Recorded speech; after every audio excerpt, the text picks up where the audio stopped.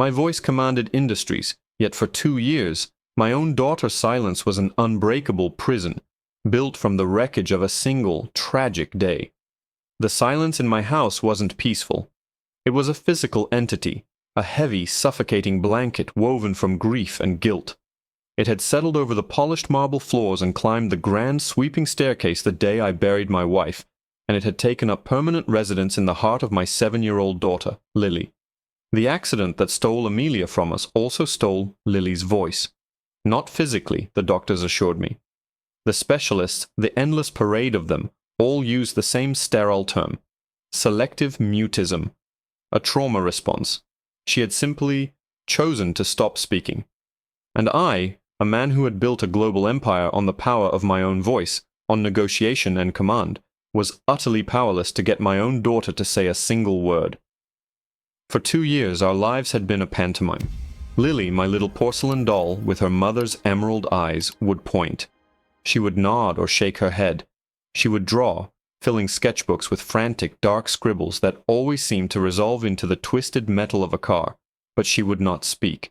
Not for me, not for the nannies I hired and fired in a desperate rotation, not for the therapists whose bills could have funded a small country.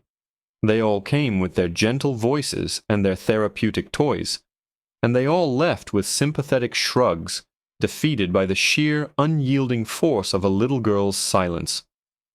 My breaking point came when I found the latest nanny, a woman with a PhD in child psychology, trying to bribe Lily with a pony. A real one, standing awkwardly on the front lawn.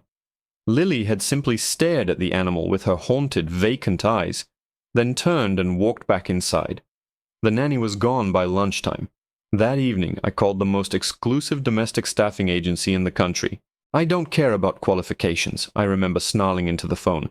"I don't need another PhD. I need someone who can break through. Find me someone different." A week later, Eleanor arrived. She wasn't what I expected. There was no starched uniform, no severe bun, no condescendingly gentle smile. She was a woman in her late 40s, dressed in a simple blouse and skirt, with kind, weary lines around her eyes. Her hands were worn, the hands of someone who had worked, not just supervised. Her most striking feature was her stillness. She had a profound sense of calm that seemed to absorb the nervous energy in any room she entered. "Mr. Davenport," she said, her voice quiet but clear, with a faint, unplaceable accent. "I am Elena." I led her to my study, the walls lined with my triumphs, and gave her the same speech I'd given a dozen others. I detailed Lily's condition, the failed attempts, the fragile state of our lives. "Her world has shrunk to the size of her silence," I concluded, the words tasting like ash. "The experts say we must not pressure her. We must create a safe, inviting space for her to find her voice again." Eleanor just listened, her gaze steady. She didn't take notes. She didn't interrupt with reassuring platitudes. When I was finished, she simply nodded. "May I see her room?" I watched on the security monitors as she entered Lily's sanctuary. It was more of a palace than a bedroom, filled with every doll, toy, and book a child could desire. All of it sat untouched. Lily was in her usual spot, by the large bay window, a sketchbook open on her lap, a black crayon clutched in her tiny fist. Elena didn't approach her directly. Instead, she began to tidy up, moving with a quiet efficiency. She folded a few clothes, straightened a stack of books, her movements gentle and deliberate. She didn't speak a word to Lily. She didn't even seem to look at her. After about 10 minutes, she walked over to the window, but instead of looking at my daughter, she looked out at the garden. "The hydrangeas are beautiful," she said, her voice conversational, as if speaking to herself. "They remind me of the sky before a storm." Lily didn't react. Her crayon continued its furious dance across the paper. I felt a familiar surge of disappointment. This was it. This was the different I had asked for. A woman who was going to ignore my daughter and talk to the plants? For 3 days this was the pattern. Eleanor would care for Lily's needs, preparing her meals, running her bath, laying out her clothes, all in a cocoon of near silence, punctuated only by her own soft humming or quiet observations about the weather or the birds outside. She never asked Lily a question. She never tried to initiate a game. She just was. a calm, steady presence in the loud silence of our home. On the fourth day, I was ready to call the agency and tell them they had failed. I was in my study, staring at the monitor, my frustration simmering. I saw Lily finish another drawing. She held it up, a habit she had, as if showing it to an invisible audience. It was the same as always, a chaotic vortex of black and gray, the unmistakable horror of a car crash. My chest tightened. It was my fault. I was driving. Then I saw Elena move. She walked over to Lily and stood behind her, looking down at the drawing. I held my breath, waiting for the gentle, useless praise. "Oh, that's very expressive, dear." But Elena said nothing. Instead, she reached for the box of crayons on the table. My eyes narrowed. What was she doing? She picked up a bright canary yellow crayon, and then, in a move that made the air leave my lungs, she leaned over Lily's shoulder, and she drew. Right on Lily's picture. She drew a small, simple sun in the top right corner, its rays beaming down on the chaos. Lily froze. Her entire body went rigid. I watched her little hand, still clutching the black crayon, begin to tremble. Her head slowly tilted up to look at Elena. For the first time in 2 years, a powerful emotion flickered across her face. Pure, unadulterated shock. Elena paid it no mind. She put the yellow crayon down. She looked from the drawing to my daughter's wide, astonished eyes. Every expert, every therapist, every single book had been clear on one point. Do not directly address the trauma. Let the child lead. Never force the issue. Elena looked at the mangled car Lily had drawn, the focus of all her pain, and she broke the cardinal rule. She pointed a steady finger at the black scribble. "This was not your fault," she said, her voice not soft or coddling but firm, a simple statement of fact. My heart hammered against my ribs. I shot to my feet, ready to storm in there to fire her on the spot. But before I could move, Elena did something else. She picked up the drawing, the one she had just defaced, held it in front of Lily's face, and with slow, deliberate precision, ripped it right down the middle. The sound of tearing paper was an obscenity. It was a violent shredding of the funereal quiet that had defined our existence. For a split second, I forgot to breathe. I was no longer the CEO in his study. I was a father, watching a stranger seemingly shatter the last fragile pieces of his daughter. I bolted from my chair, the heavy oak scraping against the floor, and stormed towards her room, a raw protective fury coiling in my gut. I was going to tear this woman apart with my words, eviscerate her calm with the full force of my anger, and throw her out of my house before she could do any more damage. I burst through the door. "What do you think you're doing?" The words came out as a low growl, vibrating with rage. The two halves of the drawing lay on the pristine white rug like a fallen bird with a broken wing. Elena didn't even flinch. She turned to face me, her expression unreadable, and held up a hand, not in defense, but as a quiet plea for me to wait. "Look at her, Mr. Davenport," she said, her voice impossibly serene. My gaze snapped to Lily. I expected to see her crumpled on the floor, hysterical.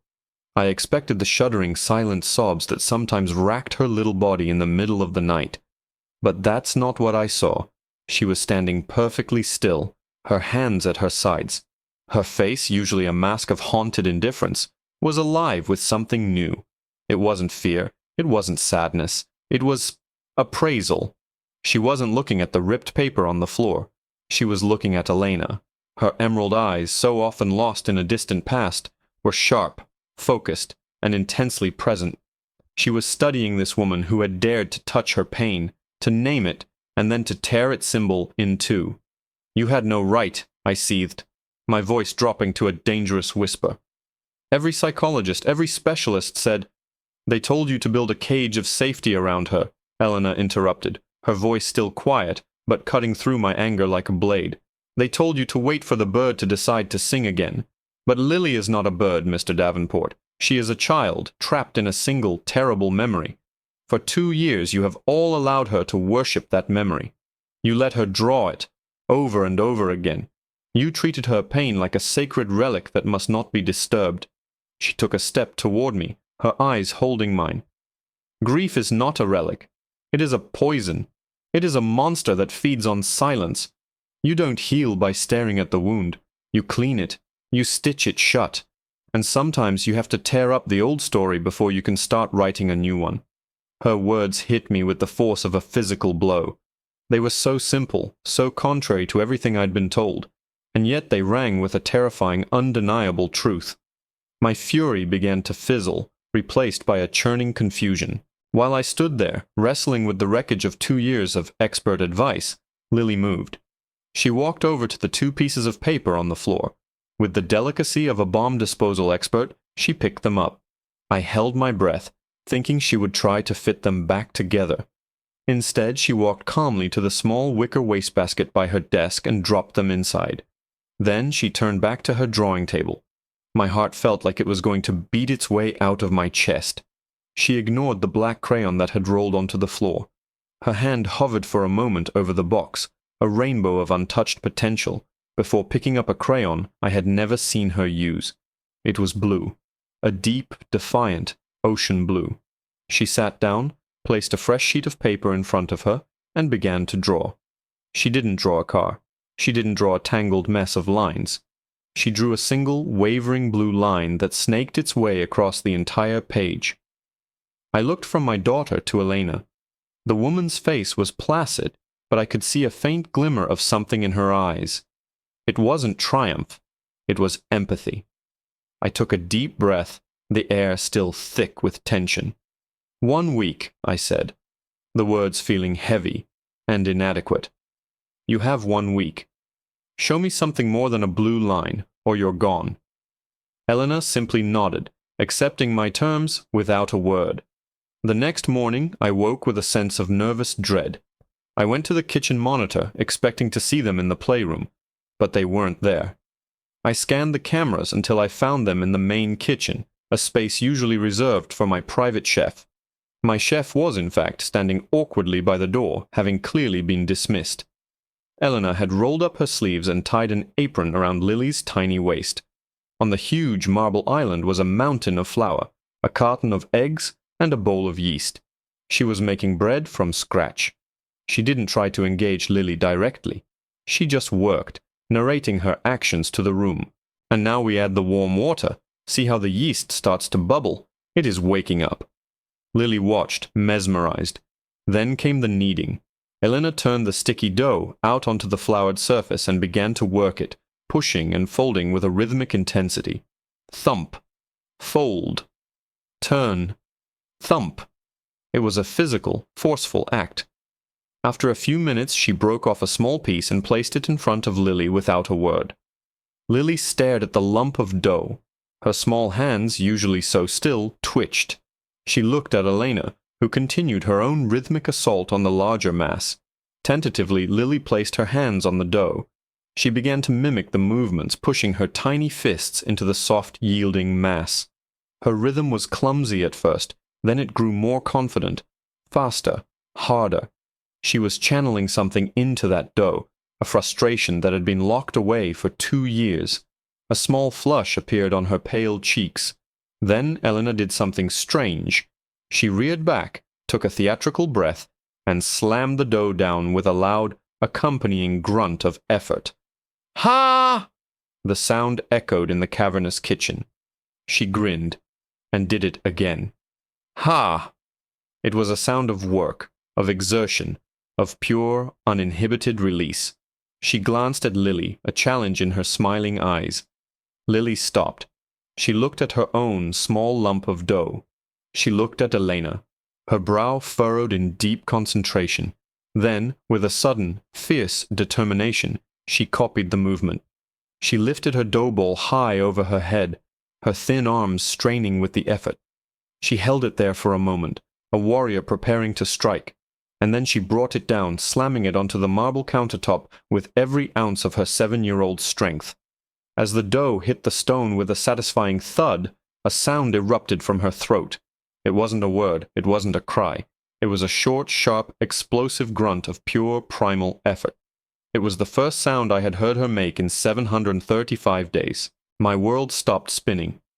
I stood frozen in the doorway, staring at my daughter, who was now looking back at me, her eyes wide with shock at the noise she had just made herself.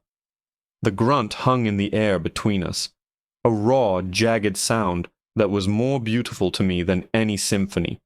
It was proof of life. Proof that the daughter I remembered, the feisty, vibrant little girl, was still in there somewhere, buried beneath the rubble of her grief. Lily's eyes were locked on mine, wide and full of a startled awareness, as if she was as surprised as I was by the sound that had clawed its way out of her. A delicate blush crept up her neck, and she quickly looked down at her hands now covered in flour and dough, as if they had betrayed her. I felt an overwhelming urge to rush to her, to scoop her up and tell her how proud I was, how miraculous that tiny sound was. But then I saw Elena. She hadn't stopped what she was doing. She just gave another hearty "Ha!" and slammed her own dough down again, acting as if Lily's vocalization was the most natural thing in the world. Her message was clear. This isn't a performance to be judged. This is just work. This is just life. I took a sharp, silent breath and forced myself to stay put, leaning against the doorframe, trying to appear as casual as Elena. I had to follow her lead. Lily watched Elena for a moment longer, then, with a new, hesitant sort of courage, she went back to her own dough. She didn't grunt again, but she worked with a renewed focus, her little fists pushing and pulling with a quiet ferocity. The silence that returned to the kitchen was different. The old silence had been empty, a vacuum. This silence was full. It was full of the soft thud of dough on marble, the gentle rasp of their breathing, and the massive, unspoken weight of that single, beautiful sound. This became their new routine. Elena's methods were, for lack of a better word, earthy. She seemed to believe that healing wasn't something you talked about, but something you did. She bypassed Lily's silent mind and went straight for her hands. They gardened, their fingers digging into the rich, dark soil.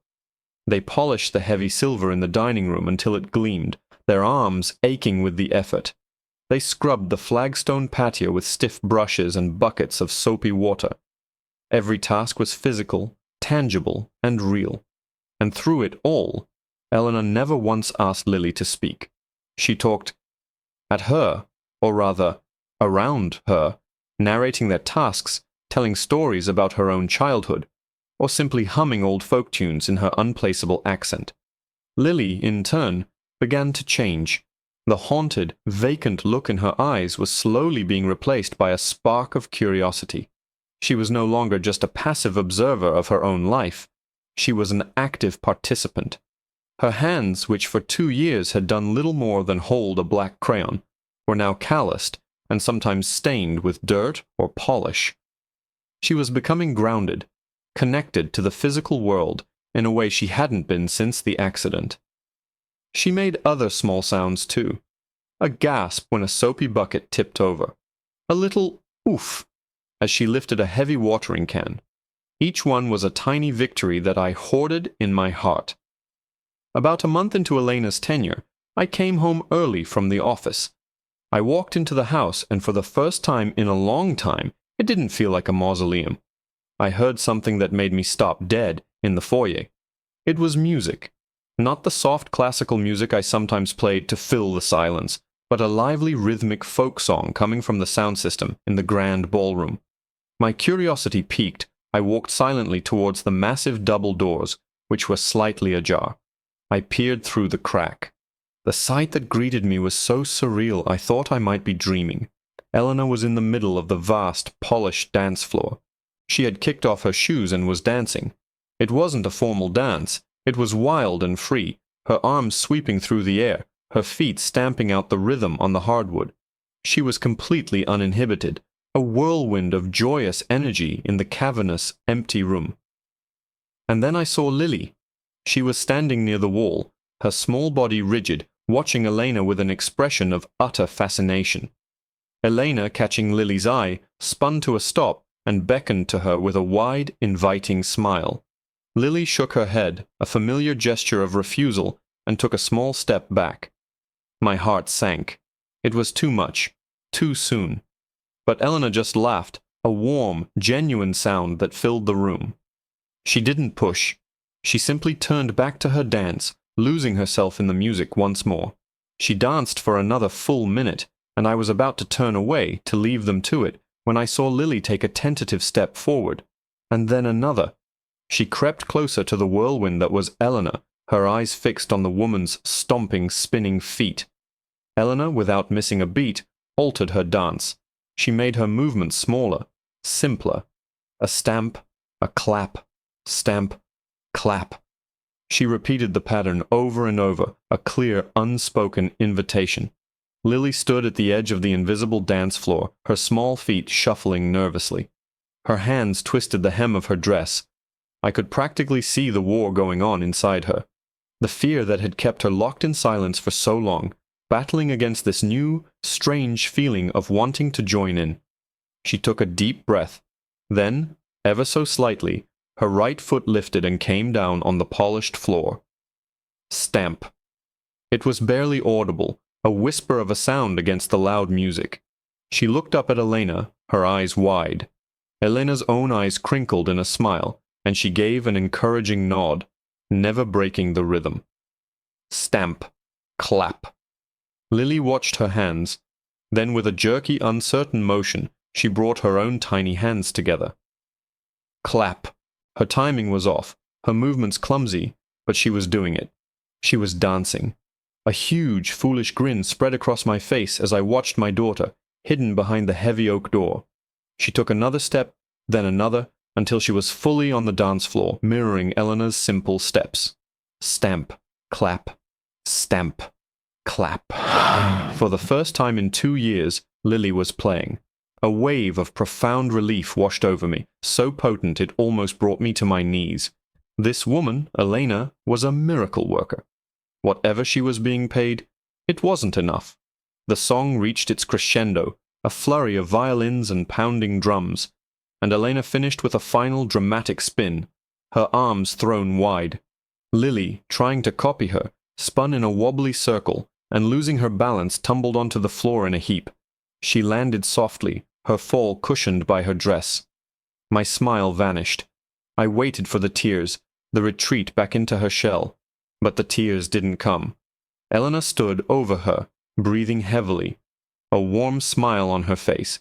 She didn't rush to help her up. She just waited. Lily looked up at her from the floor, and then something impossible happened. A tiny giggle escaped her lips. It was a rusty, unused sound, but it was unmistakable. It was the sound of pure, unadulterated joy. The giggle grew, bubbling up from her chest until it turned into a full, breathless laugh. Eleanor laughed with her, a deep, maternal sound. It was the most beautiful thing I had ever heard. As Lily's laughter subsided, she looked up at Elena, her face alight with a joyful radiance I hadn't seen since before her mother died.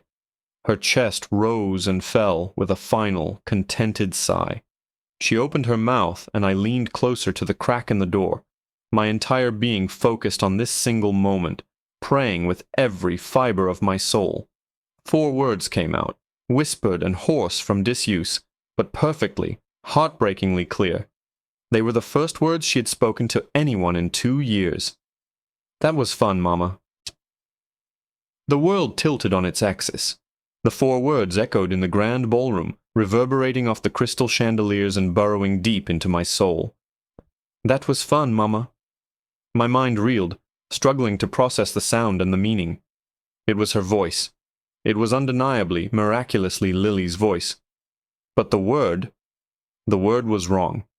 It was a dagger to the heart, coated in the sweet honey of her laughter. I stumbled back from the door, my hand flying to my chest as if to physically keep it from breaking. A storm of conflicting emotions, elation, jealousy, confusion, and a profound, gut-wrenching grief crashed over me. Eleanor knelt beside Lily, her expression softening into one of infinite tenderness. She gently brushed a stray strand of hair from Lily's forehead.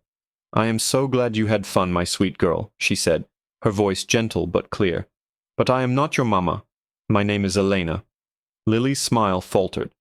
A flicker of confusion crossed her face. "But you look like her," she whispered, her voice a fragile thread. "In my dream pictures. You have her smile." And just like that, A piece of the puzzle I didn't even know I was missing slid into place. Lily hadn't just been drawing the crash. She had been drawing the memory of Amelia. Elena didn't look exactly like my late wife, not in any photographically accurate way. Amelia had been blonde and petite. Elena was taller, with dark hair threaded with silver. But they shared something less tangible, a warmth, a stillness, a way of moving, of smiling with their eyes, that was hauntingly similar.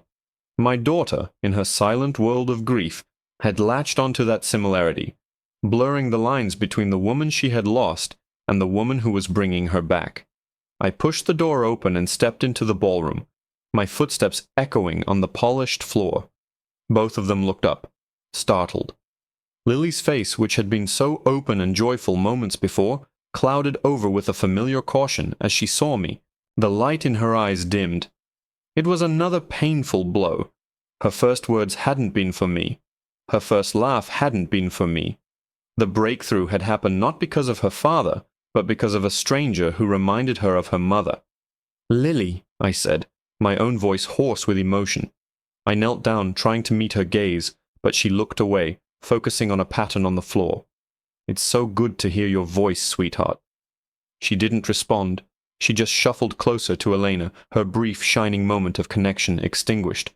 The silence she wrapped around herself now felt different. It wasn't vacant anymore. It was deliberate. A shield.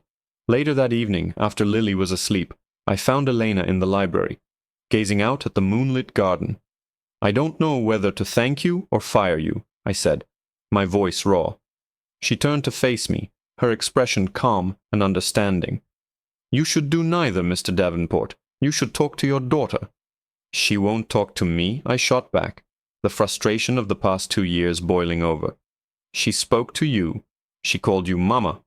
"Yes," Elena said softly, "because I gave her permission to be a child. You, her father, represent the other half of that memory. The pain, the responsibility. Every time she looks at you, she is reminded of the accident." My chest tightened. She was saying the words I had never dared to admit to myself. "She is silent with you not to punish you," Elena continued, her voice filled with a compassion that disarmed my anger. "She is silent to protect you. She believes her pain is a burden, and she doesn't want you to carry it too." What do I do? The question was a plea, stripped of all my usual authority. I was just a father, lost and desperate. "You must do what I did," she said. "You must tear up the old story. Stop being the grieving husband and the powerful CEO. Go to her simply as her dad. And don't be afraid of the pain. It is a part of your story together. Share it." The next morning I didn't put on my suit. I found Lily in her room, sitting by the window, her sketchbook open on her lap. The black crayon was back in her hand. My heart sank, but I took a deep breath and remembered Eleanor's words. I walked in and sat on the floor beside her, not on a chair, but right there on the rug with her. For a long time we just sat in silence, watching the clouds drift by. Finally I spoke. "I miss her too," I said, my voice barely a whisper. "I miss your mama every single day." A tear slid down my cheek, and I didn't wipe it away. "I think about the accident all the time. I was driving. I wish it had been me." The confession hung in the air, heavy and honest. It was the first time I had ever let my own grief show in front of her. Lily stopped drawing. Her small hand froze on the page. She slowly turned her head and looked at me. Really looked at me. She saw the tears in my eyes, the pain etched on my face. She saw not the powerful Mr. Davenport, but just her dad, broken and sad. Her own lower lip began to tremble. A single, perfect tear rolled down her cheek, mirroring my own. She put down the black crayon. Then she did something that undid me completely. She crawled across the small space between us, climbed into my lap, and wrapped her tiny arms around my neck. Her small body shook with silent sobs. I held her close, my own tears soaking her hair, and we cried together. We cried for Amelia. We cried for the 2 years we had lost to silence, and we cried for the terrible, beautiful, messy business of being alive. When our tears subsided, she pulled back slightly and looked at me, her emerald eyes clear and bright. She reached up with her small hand and touched the tear track on my cheek. "It wasn't your fault, Daddy," she whispered, her voice shaky but true. And with those 4 words, the suffocating blanket of silence that had plagued our house for 2 long years, finally, blessedly, lifted. It was replaced by something new, something fragile and tentative, but something real. It was the beginning of a conversation.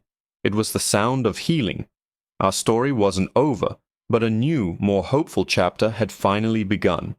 And as Lily rested her head against my chest, her breathing evening out in the comforting rhythm of sleep, I knew, with a certainty that settled deep in my bones, that we were going to be okay.